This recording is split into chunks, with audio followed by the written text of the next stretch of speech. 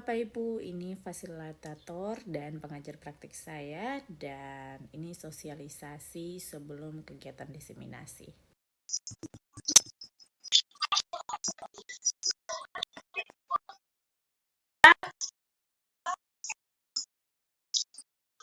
Mari kita senyum, saudara-saudara, mari kita senyum kalian. Bukalah mic kalian dan tersenyumlah. Tunjukkan senyum gigi kalian.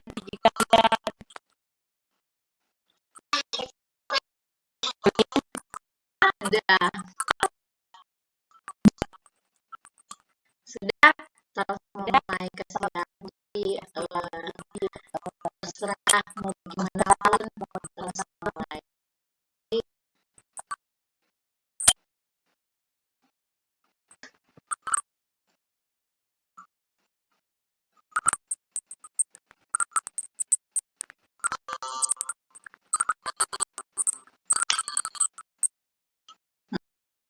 Baiklah Bapak Ibu sekalian, malam hari ini saya akan membawakan presentasi saya mengenai diseminasi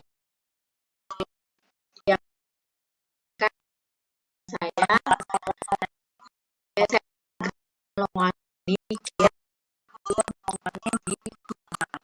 Bapak Ibu guru penggerak, salam guru penggerak, tergerak, bergerak, dan menggerakkan. Salam dan bahagia Bapak Ibu. Perkenalkan nama saya Indriani Karolina Harapan, calon guru penggerak 10 Kabupaten Kepulauan Talaut di Provinsi Sulawesi. Sebelum kita mulai, mari kita senyum selama 30 detik. 30 detik. Mari kita senyum, open kamera kita dan bersama senyuman manis kalian. Ya, terima kasih Bapak Ibu.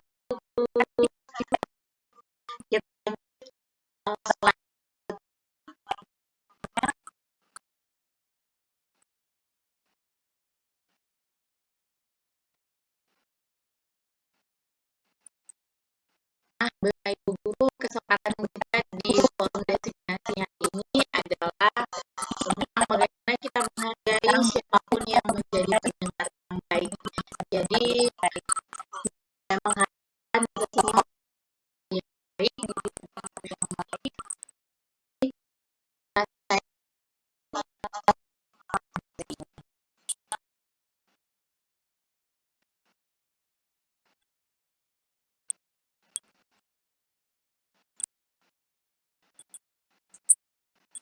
Bapak Ibu guru penggerak, Bapak Ibu sekalian, ada beberapa yang mengatakan seperti ini. Seorang guru yang baik harus memiliki kemampuan dalam mewujudkan budaya positif di sekolah. Budaya positif tersebut dapat dijadikan dengan menerapkan seperti ini. Jadi dalam budaya positif itu, dan kita mempelajari 6 konsep ini. Yang pertama itu ada di positif, yang kedua motivasi perilaku manusia, yang ketiga keyakinan sekolah atau keyakinan kelas, nanti yang keempat, yang keempat kebutuhan dasar manusia, yang kelima posisi kontrol restitusi, dan yang keenam segitiga restitusi. Jadi sebagai informasinya bagi Bapak Ibu, dari keenam konsep ini dia saling berkaitan. Jadi dari disiplin positif, apa itu sebenarnya disiplin positif itu? Disiplin positif itu ada motivasi perilaku manusia. Jadi di motivasi ini ketika menerapkan disiplin positif, ternyata di disiplin positif ini masuk motivasi. Dari motivasi kita beralih ke keyakinan. Nah, dalam keyakinan ini kita mempelajari kebutuhan dasar manusia. Jadi kita sebagai manusia adanya berapa kebutuhan dasar, ada 5, dan cinta dan kasih sayang atau kebebasan. Kelima itu bagaimana caranya kita memposisikan diri kita seorang guru berada di mana di antara peserta didik kita. Yang keenam, yang terakhir itu bagaimana siswa berbuat salah.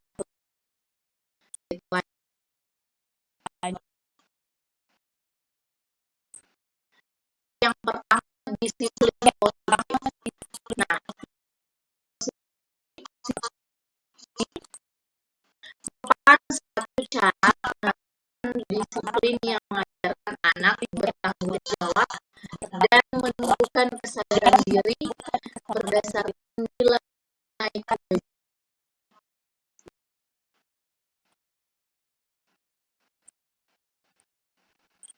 Disiplin positif ini lebih ke arah disiplin diri yang dapat mengontrol diri dalam melakukan segala tindakan. Jadi Bapak Ibu, disiplin ini sebenarnya mengajarkan kita untuk mengontrol diri dalam segala sesuatu yang akan kita lakukan. Nah, disiplin diri ini dapat memahami dan menyadari berdasarkan motivasi internal dan akibat. Jadi Bapak Ibu, kita menerapkan disiplin positif ini bukan karena kita memaksakan kepada siswa, tetapi lebih berdasarkan motivasi internal bukan eksternal. Misalnya kita ingin siswanya disiplin karena kita memberikan penghargaan kepada siswa tersebut. Misalnya kalau kita ingin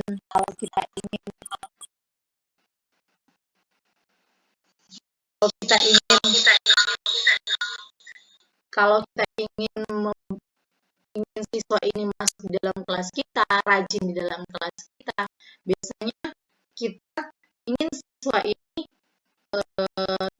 kita berikan reward dulu berupa coklat atau pujian. Nah, untuk mengontrol siswa ini, nah harusnya itu tidak boleh Bapak Ibu guru, karena itu nantinya akan berimbas kepada teman-temannya yang lain. Jadi di sini ini kita akan mempelajari bagaimana siswa ini termotivasi lewat internal, bukan eksternal dari luar, dan bukan paksaan dari kita sendiri maupun kita memberikan pujian ataupun hukuman, karena itu semua nantinya akan berimbas kepada peserta didik.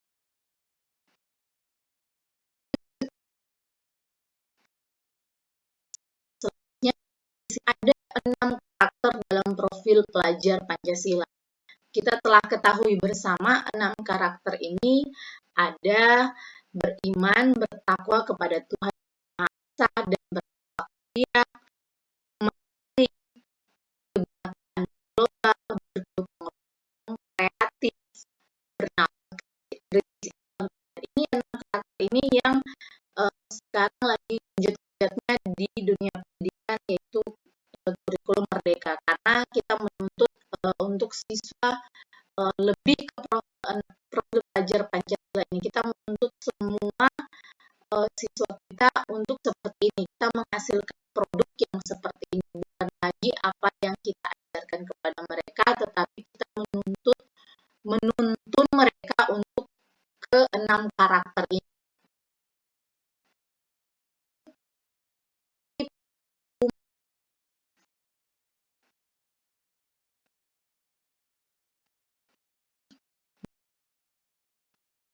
Motivasi perilaku manusia. Berbicara mengenai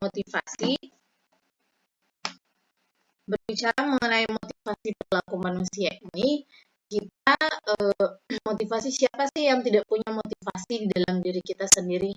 Tentunya apa yang kita perbuat itu tentunya punya motivasi di dalam diri kita. Bagaimana kalau misalnya kita ingin bekerja lebih giat, ya kita harusnya punya motivasi. Misalnya motivasi kita bekerja lebih giat adalah untuk menghidupi keluarga kita, ataupun untuk membuat keluarga kita bahagia. Nah, di sini kita akan mempelajari motivasi perilaku manusia.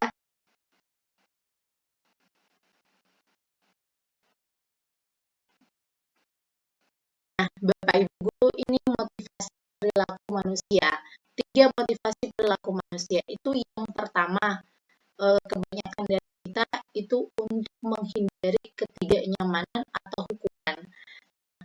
ketika peserta didik berada di sekolah, biasanya untuk mereka menghindari ketidaknyamanan atau hukuman, biasanya mereka ya sudah mereka tidak ingin berkontribusi dalam hal apapun atau di tengah-tengah saja.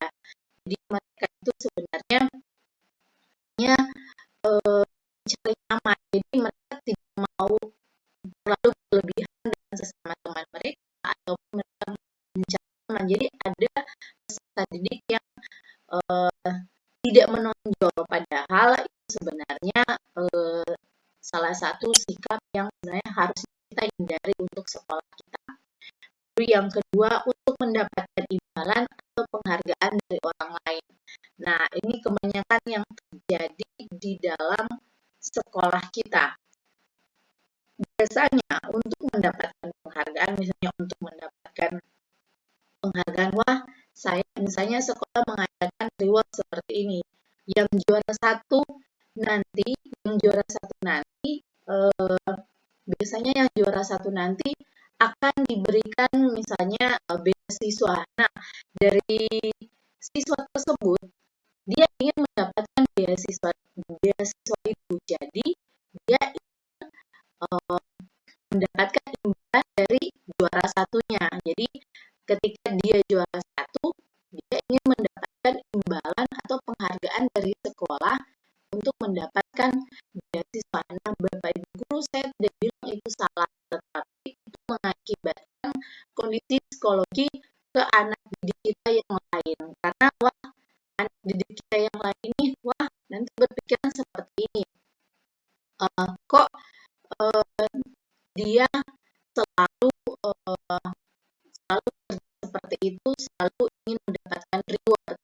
Kok saya tidak bisa, karena dia terus dan dia menerus. Jadi ini akan mempengaruhi terhadap psikologi anak-anak yang lain. Yang ketiga itu, untuk menjadi orang yang mereka inginkan dan menghargai diri sendiri dengan nilai-nilai yang mereka percayai. Nah, ini adalah tiga motivasi perilaku manusia yang ini yang paling tepat untuk kita sebagai tenaga pendidik dan menerapkannya ke peserta didik kita. Jadi, kita harus membuat mereka menjadi diri sendiri dan menghargai serta meyakini nilai-nilai yang mereka percaya. Inilah kita sebagai tenaga pendidik untuk mendorong mereka mempercayai keyakinan nilai-nilai yang mereka percaya. Lanjut, lewati yang pertama itu disiplin positif, dan yang ini adalah keyakinan disiplin positif, dan kita beralih ke motivasi perilaku manusia, dan yang ini kita beralih ke keyakinan sekolah atau keyakinan kelas. Nah, ini harus berbicara keyakinan sekolah atau kelas. Nah, keyakinan sekolah dan keyakinan kelas itu adalah dua hal yang hampir. Jadi kalau keyakinan kelas itu itu antara guru dan peserta didiknya.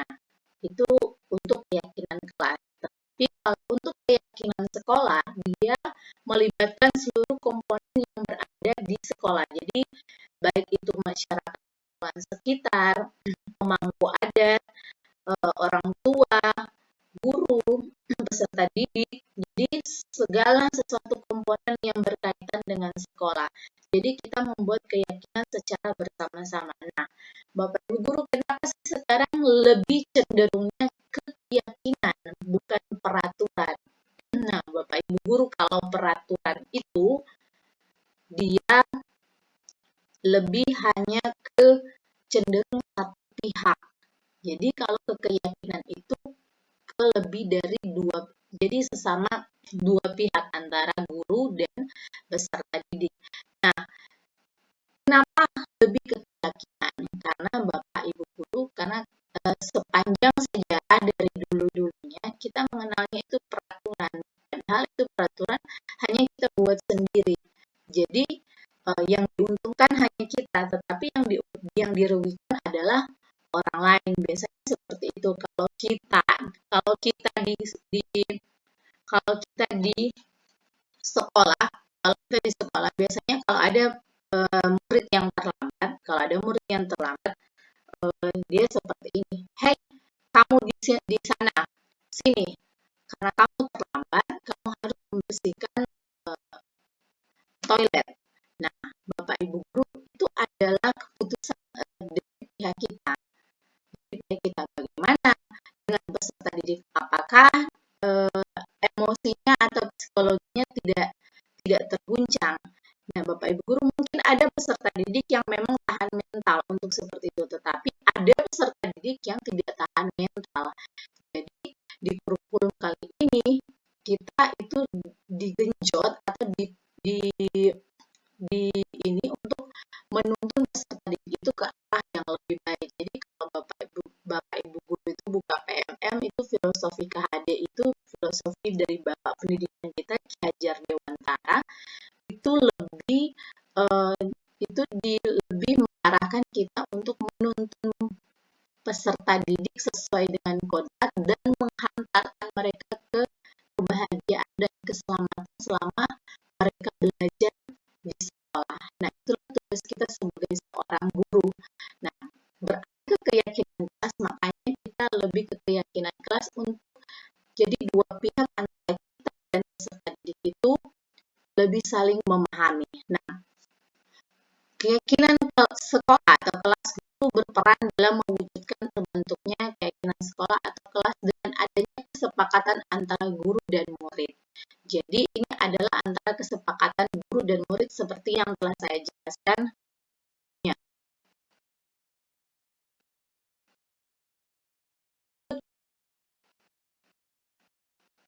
Nah, keyakinan sekolah atau kelas berupa pernyataan-pernyataan universal yang mudah diingat dan dipahami dan harus diterapkan di lingkungan sekolah. Nah, ini adalah pernyataan-pernyataan nantinya secara universal. Ini pernyataan-pernyataan dari bagaimana caranya kita menyusun keyakinan kelas. Jadi, itu sebenarnya dari peraturan-peraturan, itu kan dari kalimat negatif, kita positifkan kalimatnya, itu nantinya akan menjadi keyakinan kelas kita. Dan ini akan diterapkan di lingkungan sekolah kita. Ini adalah beberapa contoh keyakinan kelas yang sudah saya terapkan di sekolah saya. Apakah bisa terlihat untuk Bapak Ibu guru? Nah, ini beberapa keyakinan kelas yang sudah saya buat dan diterapkan, yaitu setiap anggota kelas itu belajar dengan tekun, senang, melakukan tugas tepat waktu, saling menghargai, dan merasa aman di kelas. Ini adalah beberapa keyakinan kelas yang telah saya terapkan. Nanti Bapak Ibu guru bisa juga mungkin besok-besok hari nanti Bapak Ibu akan mendapatkan dasar-dasar seperti ini. Nanti Bapak Ibu guru atau sudah ada yang menerapkan keyakinan kelas ini di kelasnya. Mungkin mulai dari merasa aman atau saling menghargai di dalam kelas sudah diterapkan, tetapi belum terstruktur dengan bagus.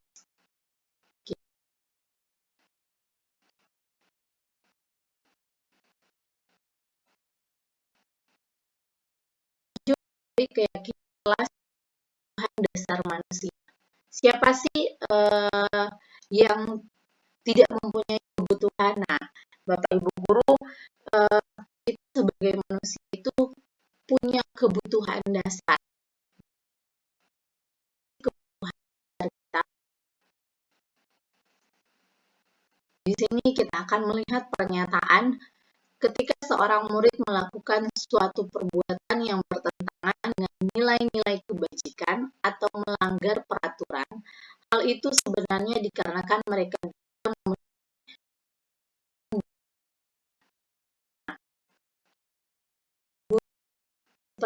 setelah saya jelaskan tadi, cenderung kenapa peserta didik ini sering melakukan kesalahan. Jadi ketika mereka datang, kita harus mencari tahu apa sih sebenarnya yang mereka butuhkan. Karena kalau sama seperti kita seorang guru, kalau tidak terpenuhi kebutuhan kita, maka kita akan membuat sesuatu hal kepada orang lain atau tanda kutip lah kita tanda kasarnya itu membuat kena. Jadi kalau misalnya ada peserta didik yang datang terlambat ke sekolah, janganlah kita langsung menjudge mereka. Jadi kita bilang, loh kamu kok terlambat terus? Uh, Memangnya kamu ngapain di rumah? Apakah kamu sedang mengurus keluarga? Nah, Bapak Ibu Guru, itu adalah salah satu pernyataan yang membuat mungkin peserta didik kita sakit hati. Jadi kita harus lebih memperhatikan psikologi mereka. Jadi harusnya kita sebagai tenaga pendidik itu kita mencari tahu terlebih dahulu, wah, kenapa dia terlambat. Nah, jangan-jangan dia terlambat karena dia tidak disiapkan sarapan dari rumah dan dia mencari sarapan di tempat lain atau dia membantu dulu orang tuanya di rumah. Terkadang kita sebagai seorang guru itu lebih ke posisi rasa kasihan kalau mendengar cerita, wah anak ini ternyata dia membantu dulu orang tua baru dia datang ke sekolah. Nah, apa yang dibutuhkan sebenarnya dari siswa tersebut? Kalau misalnya dia terlambat karena tidak disiapkan sarapan oleh orang tuanya, berarti dia membutuhkan kasih sayang dari orang tuanya. Nah, kita masuk ke kebutuhan dasar manusia, Bapak Ibu Guru, di sini ada 5. Yang pertama itu bertahan hidup. Yang kedua itu kasih sayang dan rasa diterima. Yang ketiga itu penguasaan. Yang keempat itu kebebasan. Dan yang kelima itu kesenangan. Ini rata-ratanya adalah kebutuhan dasar hidup kita sebagai seorang manusia.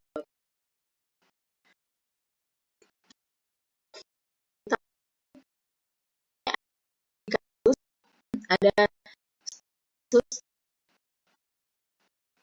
nah, di sini studi kasusnya itu Ibu Sulaika, guru wali kelas 9H, sedang bingung menghadapi ulah salah satu murid di kelasnya, Tommy. Beberapa anak telah mengeluhkan Tommy yang seringkali meminta bekal makan siang mereka dengan paksa. Jika Anda menghadapi situasi seperti Ibu Zulaika, apa yang akan Anda lakukan? Menurut Anda, kira-kira apa alasan Tommy melakukan? Kita pasti sebagai tenaga bertanya-tanya, kenapa sampai Tommy itu meminta bekal makan siang secara paksa.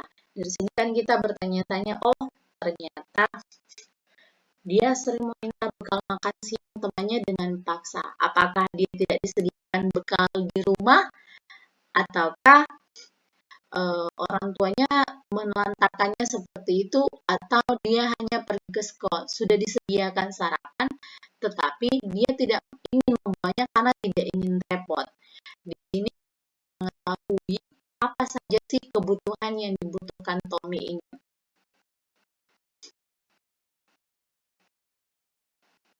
Yang pertama, alasan Tommy untuk yang pertama, karena ia lapar dan orang tuanya tidak membawakannya bekal makan siang. Maka kebutuhan dasar yang sedang berusaha dipenuhi oleh Tommy adalah kebutuhan untuk bertahan hidup. Itu yang pertama. Dia bertahan hidup itu kedua, karena dia merasa senang temannya jadi memperhatikan dia. Ketika temannya melaporkan tindakannya itu dan memberitahui kepada orang tuanya, sehingga orang tuanya jadi memperhatikan dia. Maka kebutuhan dasar yang Tommy adalah kebutuhan akan kasih sayang dan rasa diterima. Jadi dia membutuhkan kasih sayang sebenarnya dari orang tua dan rasa diterima dari temannya. Karena temannya jadi takut dengan dia dan menuruti keinginannya. Maka sebetulnya Tommy sedang berusaha memenuhi kebutuhan dasarnya akan kekuatan. Dan alasan yang keempat, karena dia merasa bosan dengan bekal makanan yang dibawakan ibunya dari rumah, karena ibunya selalu membawakan bekal yang sama, oleh karena itu dia ingin mencoba makanan teman-temannya yang beraneka ragam. Maka Tommy sedang berusaha memenuhi kebutuhannya akan kebebasan. Dan biasanya kita orang tua selalu harapannya hanya mencari gampang. Wah, cari gampang saja karena waktunya mepet. Kita berikan mie, telur, nasi setiap hari seperti itu karena ingin mencari gampang atau waktunya mepet atau kita tidak mempunyai waktu untuk membuat makanan yang beragam-ragam. Tetapi saya percaya Bapak Ibu guru yang menjadi seperti itu. Karena bagaimana orang tua itu yang disediakan yang baik untuk anak-anaknya dibawa atau dibawa bekal di sekolahnya nanti. Karena ia melakukannya karena iseng-iseng saja, dan ia menikmati ekspresi wajah teman-temannya yang kesal karena diambil makanannya dan menurut dia ekspresi teman-temannya itu lucu. Maka berarti Tommy sedang berusaha memenuhi kebutuhannya akan kesehatan. Nah, guru ini adalah alasan makanya kenapa kita harus mendidik anak kita sejak dini. Bagaimana itu etika dan bagaimana itu sopan. Nah, karena di sini telah diketahui bersama psikologinya itu anak-anak kita itu sangat berbeda-beda karena keunikan dan keberagamannya kita. Makanya terkadang kita di sekolah sebagai seorang guru itu kita dipaksa untuk memahami keunikan dan keberagaman setiap peserta didik kita. Bayangkan saja kita menghadapi setiap hari peserta didik kita itu ada puluhan peserta didik kita, ada puluhan peserta didik kita yang kita hadapi dan kita harus memahaminya itu. Bagaimana dengan kita, sedangkan kita di rumah saja menghadapi satu anak kita itu sudah kewalahan, apalagi menghadapi anak orang lain yang berada di sekolah kita. Nah, posisi kontrol restitusi. Di sini kita akan membahas bagaimana posisi kita sebagai orang tenaga pendidik. Nah, di sini kita bisa merenungkan bersama, Jadi saya ingin bertanya kepada Ibu Guru, di 5 kontrol posisi ini kita sedang berada sebenarnya di mana? Yang pertama, guru sebagai penghukum, yang kedua, guru sebagai pembuat merasa bersalah, yang ketiga, guru sebagai teman, yang keempat, guru sebagai pemantau, yang kelima, guru sebagai manajer. Bolehkah Bapak Ibu guru mengangkat tangannya dan memberikan satu pendapat apakah Bapak Ibu guru berada di mana? Ibu Winda bisa? Sekarang Ibu Winda sedang berada di posisi yang mana? Apakah nomor 1, 2, 3, 4, atau 5?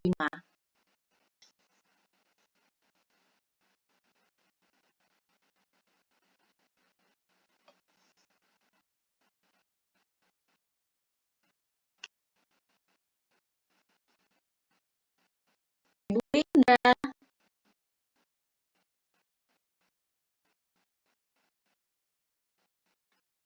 Bapak Ibu guru. Nah, Bapak Ibu guru, mungkin kita sekarang berada di nomor 1 sampai nomor 4 saja. Nomor 4 itu kadangkala itu pun hanya kadang terjadi. Jadi seharusnya kita sebagai seorang guru itu berada di nomor 5, guru sebagai seorang manajer. Tetapi yang terjadi di lapangan, kita itu sebenarnya kadang-kadang kita berada di penghukum, merasa bersalah, menjadi teman, dan memantau. Jadi pemantau itu sebenarnya kita hanya memantau perilaku si peserta didik kita di sekolah. Sebagai penghukum itu kadang-kadang kita itu adalah kalau melihat siswa di sekolah kita langsung Nah, kalau kata orang Manado, sini dulu. Mana terlambat, angkat dulu sampah. Nah, secara spontan kita sebagai seorang penghukum. Nah, yang nomor 2 itu pembuat merasa bersalah. Nah, pembuat merasa bersalah ini seperti ketika kita mengatakan begini, kalau ada siswa yang terlambat, kita sebutnya, kamu tidak kasihan dengan ibu guru yang sudah berada pagi-pagi di sekolah. Tidakkah kamu memikirkan bagaimana kita sudah datang pagi-pagi di sekolah dan menunggu kalian. Nah, Bapak Ibu guru, kita tanpa kita sadari kita menjadi seorang pembuat merasa bersalah kepada siswa kita. Yang posisi ketiga itu guru sebagai teman. Nah, guru sebagai teman, ini kebanyakan juga yang terjadi di antara kita. Guru sebagai teman itu bahwasanya berteman dengan siswa kadang-kadang sudah berlebihan. Tidak ada yang namanya saling menghormati lagi. Yang keempat, itu sudah saya katakan tadi, hanya sebagai pemantau perilaku peserta didik kita yang berada di sekolah. Nah, yang menjadi poin utama kita adalah bagaimana kita menjadi seorang manajer untuk peserta didik kita. Bagaimana kita menuntun mereka di sekolah.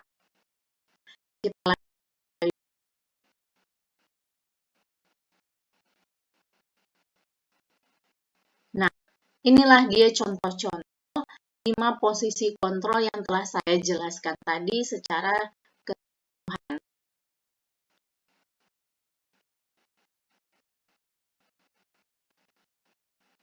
Nah, posisi kontrol restitusi antara kelima posisi kontrol tersebut, sebaiknya seorang guru menggunakan posisi kontrol sebagai manajer. Seperti yang telah saya jelaskan tadi, bahwa kita itu memang harus menjadi sebagai seorang manajer untuk menuntun.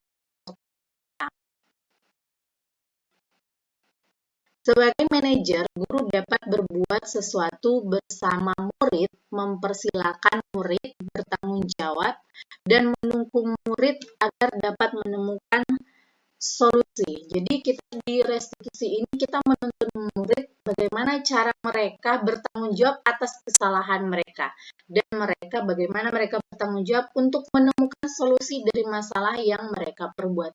Ini adalah salah satu contoh yang telah lakukan di sekolah dengan segitiga restitusi. Ada siswa yang mencontek di kelas saya dan saya menerapkan segitiga restitusi. Selain itu, posisi manajer mengacu pada restitusi yang dapat menjadikan murid sebagai manajer bagi dirinya sendiri sehingga dapat tercipta identitas positif dari murid.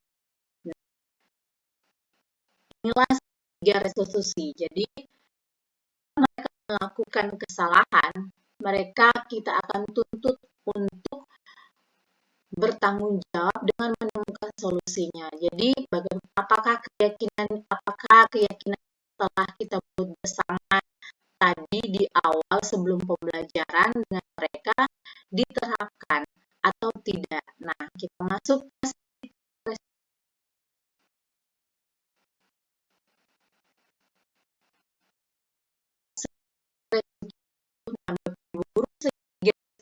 itu ada 3 tahapan di dalamnya. Yang pertama itu menstabilkan identitas. Yang kedua itu validasi tindakan yang salah. Yang ketiga menanyakan keyakinan. Nah, kenapa ketika murid melakukan kesalahan kita harus menerapkan segitiga restitusi dulu. Jadi kita sebagai tenaga pendidik harus mengetahuinya, Bapak Ibu guru.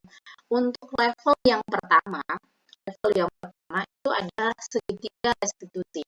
Yang kedua ada yang namanya coaching. Yang ketiga itu ada yang namanya bimbingan konseling. Ini BK. Terkadang kita selalu ketika ada murid yang bersalah, murid yang melakukan kesalahan, kita selalu melemparkannya ke bimbingan konseling. Bapak Ibu guru itu sangat salah karena itu adalah level paling danger untuk kebimbingan konseling. Seharusnya kita memulai dulu dari tahapan segitiga restitusi. Jadi di segitiga restitusi ini ada batas maksimal untuk kita melakukannya. Jadi ketika 3-4 kali dia masih melakukan kesalahan yang sama, maka kita berlanjut ke coaching. Ketika ke coaching tidak mampu lagi, 3-4 kali kita tuntun mereka, tidak lagi, maka kita beralih ke yang namanya bimbingan, karena itu dari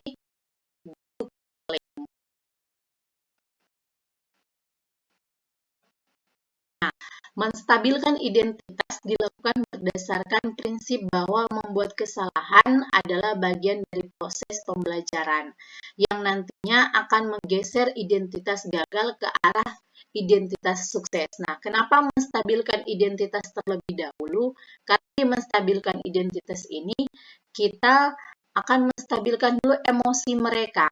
Jadi, stabilkan dulu emosi mereka dari kenapa mereka berbuat salah. Jadi kita di sini akan menstabilkan dulu identitas mereka, emosi mereka, baru kita hantar kenapa mereka kesalahan tersebut.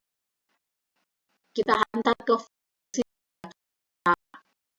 Nah, validasi tindakan yang salah dilakukan berdasarkan prinsip bahwa setiap perilaku berupaya memenuhi suatu kebutuhan tertentu, sehingga guru atau orang tua akan bergeser dari pemikiran stimulus respon menjadi proaktif, serta akan lebih mengenali dan mengetahui kebutuhan murid atau tidak. Nah, di validasi tindakan yang salah ini, kita mungkin kata-katanya akan seperti ini, pernyataannya seperti ini. Kenapa sih kamu harus berbuat seperti itu? Nah, kita tentunya pernah berbuat salah. Jadi, tidak ada yang akan kita cari salah di sini. Tapi solusinya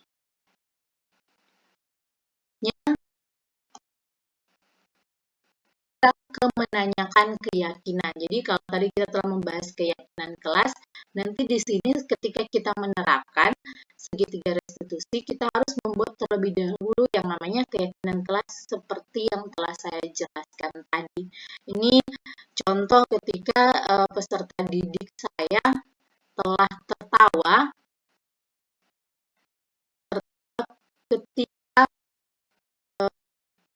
dia telah menemukan solusi dari masalahnya karena dia mencontek tadi. Nah, menanyakan keyakinan dilakukan dengan memberi pertanyaan-pertanyaan bermakna kepada murid atau anak untuk memunculkan motivasi secara intrinsik. Motivasi secara intrinsik ini berasal dari dalam, bukan dari luar, sehingga mampu mengaitkan keyakinannya dengan tindakan yang salah. Jadi, ketika di sini kita menanyakan keyakinan apa yang telah kita sepakati awal secara bersama-sama guru dan peserta didik. Apa? Nah, karena kamu telah melanggarnya, maka sebaiknya apa untuk kamu memperbaikinya. Jadi dia menemukan sendiri solusinya. Kita sebagai guru hanya menuntun, bukan langsung menitahkan, wah kamu harus seperti ini. Biarkan mereka yang mencari solusi dari masalahnya sendiri. Jadi anak ini, sebagai contohnya, anak ini telah melakukan kesalahan dengan mencontek. Nah, keyakinan kelasnya adalah belajar. Di sini saya mencari tahu kenapa kamu mencontek pada saat ujian. Katanya karena dia tidak belajar.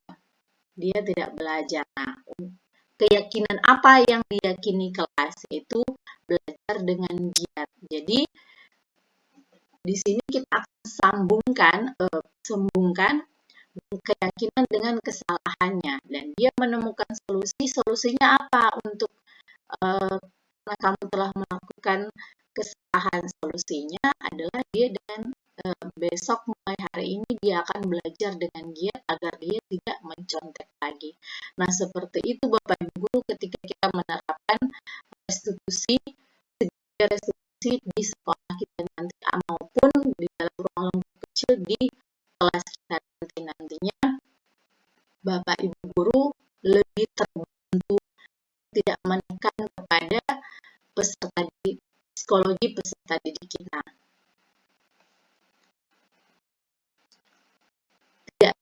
waktunya habis. Terima kasih banyak. Demikian, semoga ini dapat menginspirasi. Akhir kata, semoga Bapak Ibu guru tergerak, lepas bergerak, dan mari menggerakkan. Jadi kalau ada Bapak Ibu guru yang ingin meminta materi ini, nanti bisa japri ke saya. Kalau ada yang ingin bertanya, boleh dipersilakan, bisa angkat tangan seputar tentang budaya positif di sekolah yang mungkin nantinya Bapak Ibu guru akan mendapatkannya di PMM. Kalau ada, dipersilakan. Kalau tidak ada, maka saya akan menutup materi presentasi saya hari ini.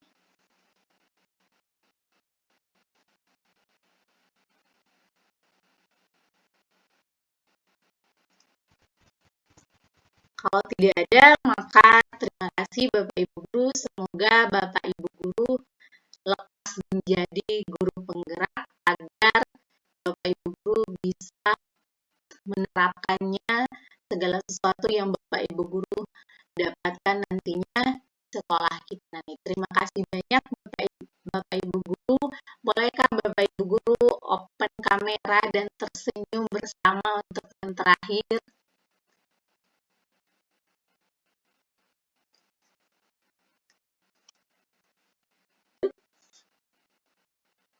Terima kasih banyak Bapak Ibu guru. Dan salam guru penggerak, salam bahagia. Semoga nantinya kita akan bertemu lagi. Terima kasih banyak. Selamat malam.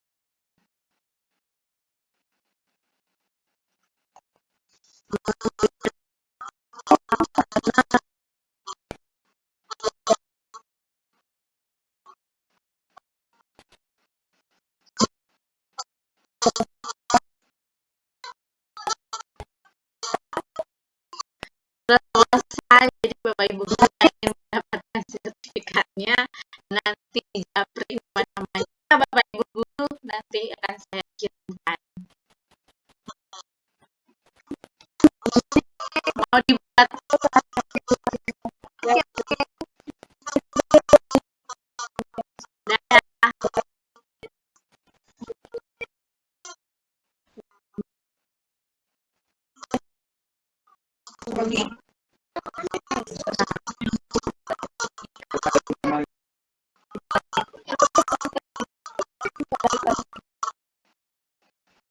luar biasa ini pengejar sertifikat nih.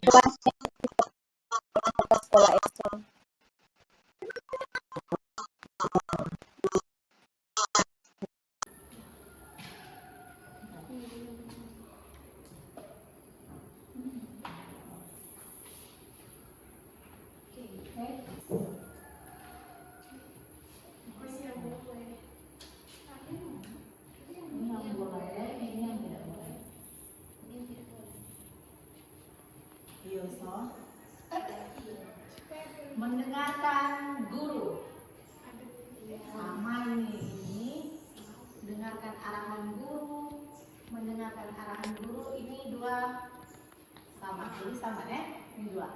Lalu Adrian, membantu teman yang kesulitan. Nah, kesulitan dalam apa dulu? Kaget sementara ujian, kasih contekan. Maka taruh ini di bagian sisi positif. Maju,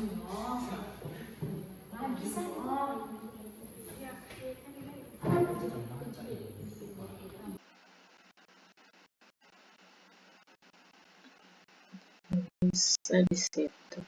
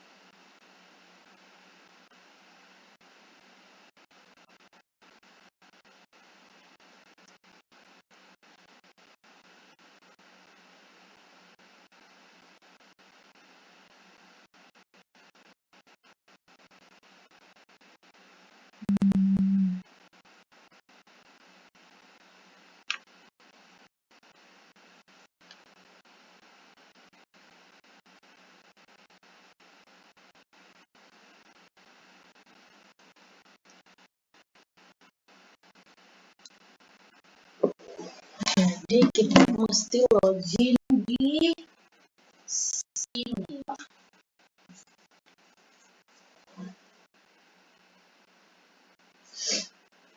Oh, I see.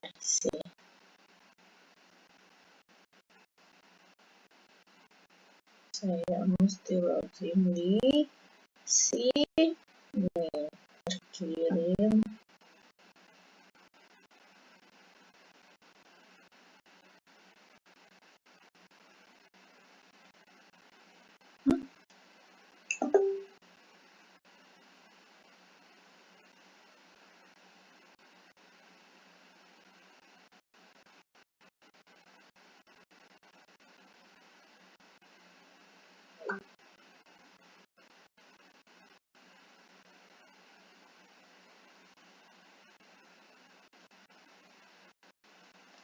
ZD.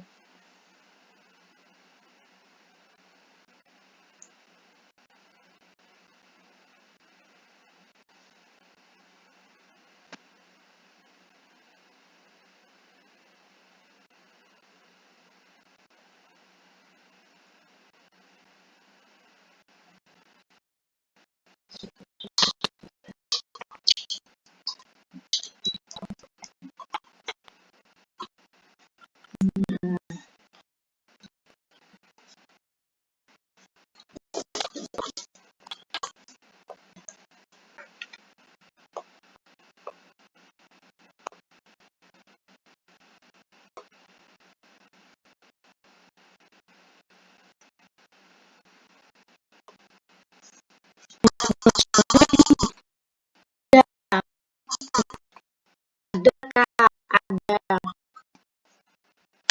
Wait, lagi saya buat.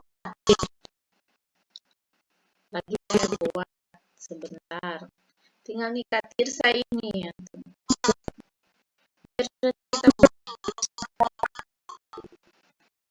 Hai, Silya. Jangan angkat-angkat tangan. Nanti kita mau edit DP di atas. Kita mau edit DP di atas.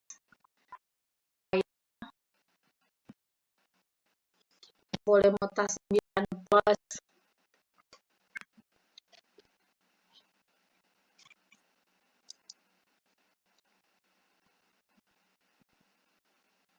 Tunggu. Kita mau dulu Kak Tirsa. Mbak apa tuh Kak Tirsa ini? Tapi waktu di game cuma 55 menit. Sudah buang. Halo Tan, mari Tan. Sudah ada di grup.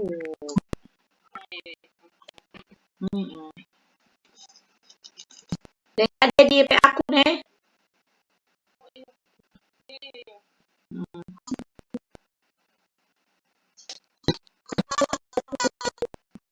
Hah?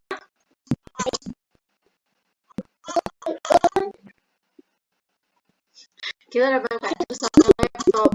So tahu tuh Kak Tirsa laptop di speaker nyala.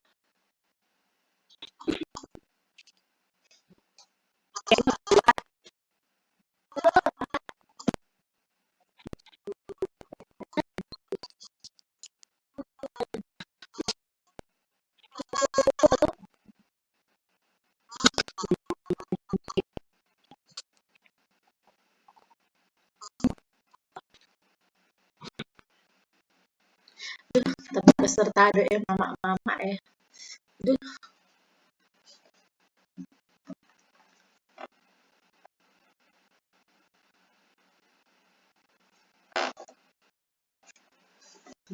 Peserta mama-mama semua.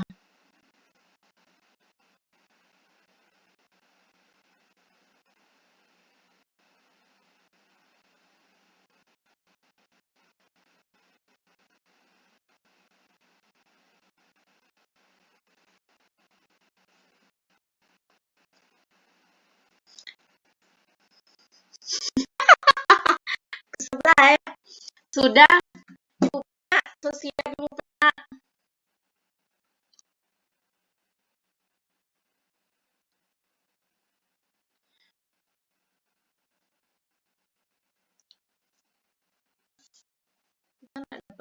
share screen.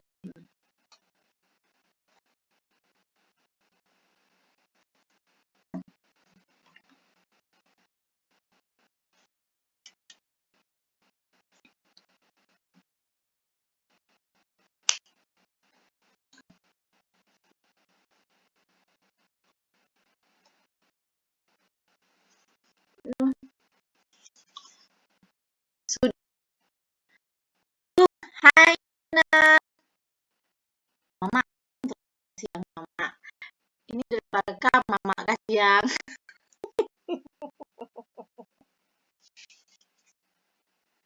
Sudah, Kak Tir, aman. Terus mulai open. Hai Ayu, open kamera sebelum sama mulai.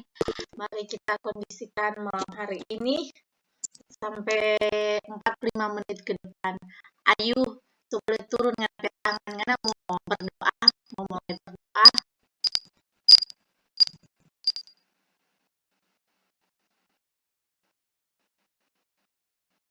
Sudah, Kak Tir mau berdoa. Yo.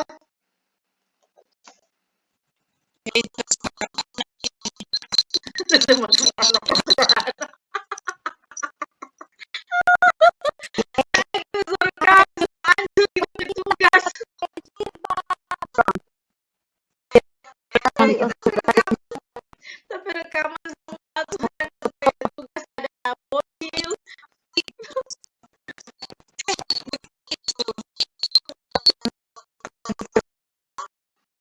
Betul.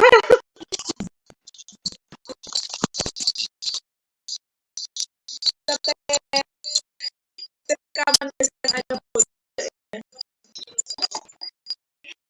Bicaranya persilatan ini.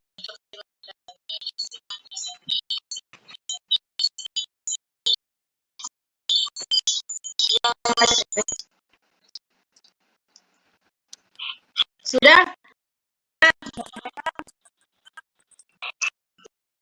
Ya, kita semua ya. Cuma ada segitu. Sudah, kasihan kita beri waktu cuma sedikit sekali. Jadi, untuk maksimalkan. Siap dulu kamera. Sepeda terekam di pertama kamera. Mama, beri dulu.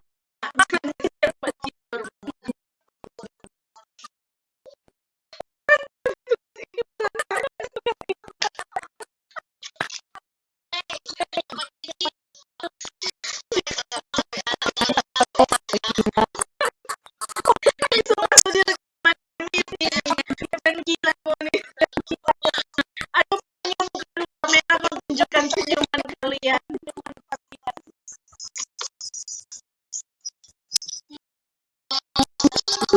Kasih ini mamaku anak baru.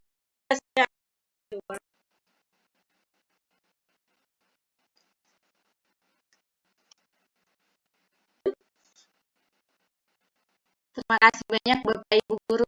Dan salam guru penggerak, salam bahagia. Semoga nantinya kita akan bertemu lagi. Terima kasih banyak. Selamat malam.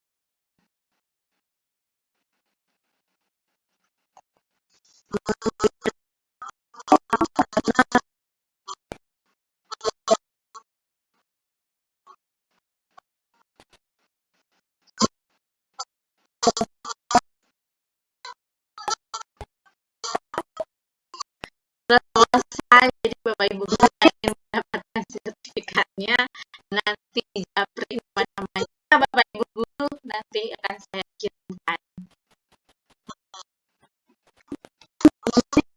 Mau dibuat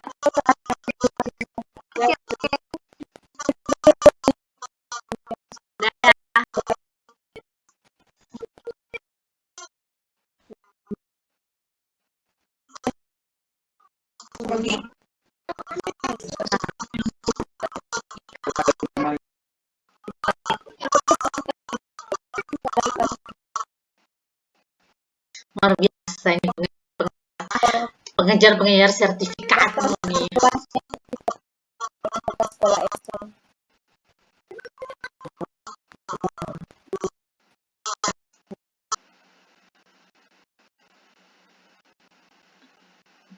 Bisa di situ.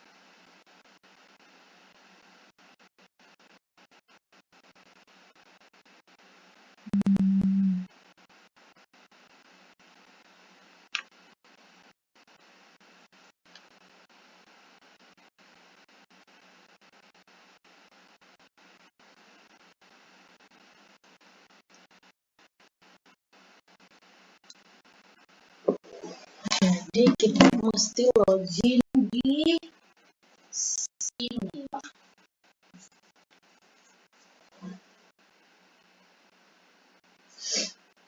Oh, I see.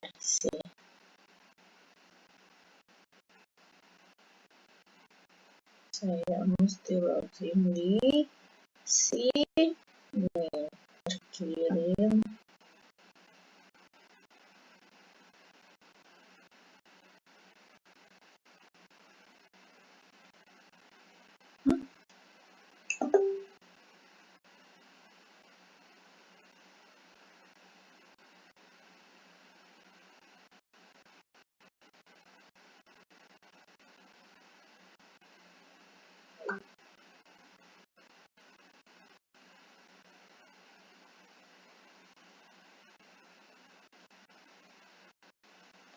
ZD.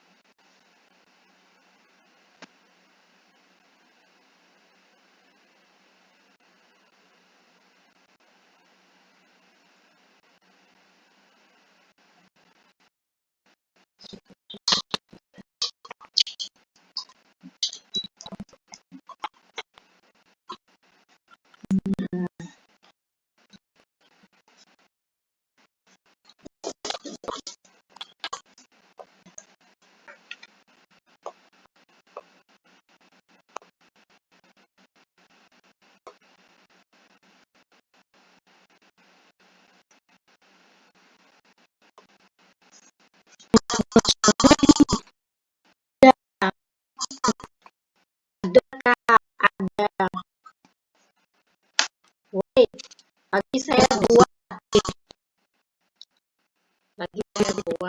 sebentar. Tinggal nikah Tirsa ini ya.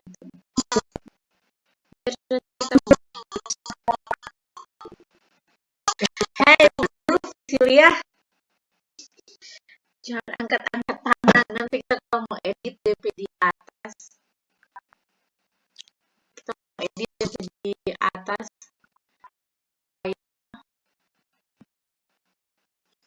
Boleh mutas 9 plus.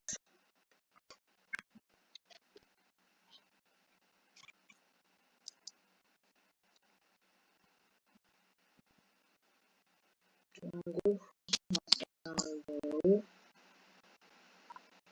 Kita mau dulu Kak Tirsa. Mbak Apas Kak Tirsa ini. Tapi waktu di game cuma 55 menit. Sudah buang. Halo Tan, mari Tan. Sudah saya ada di grup.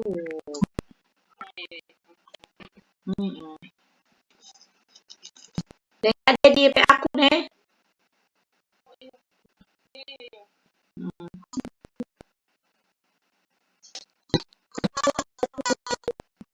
Hah?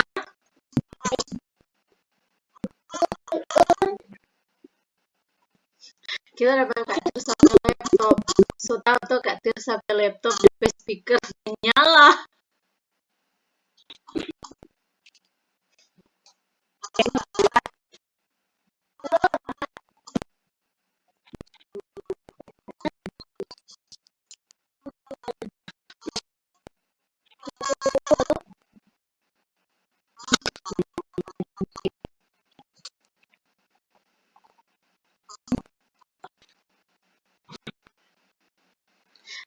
Tapi peserta ada mama-mama Duh,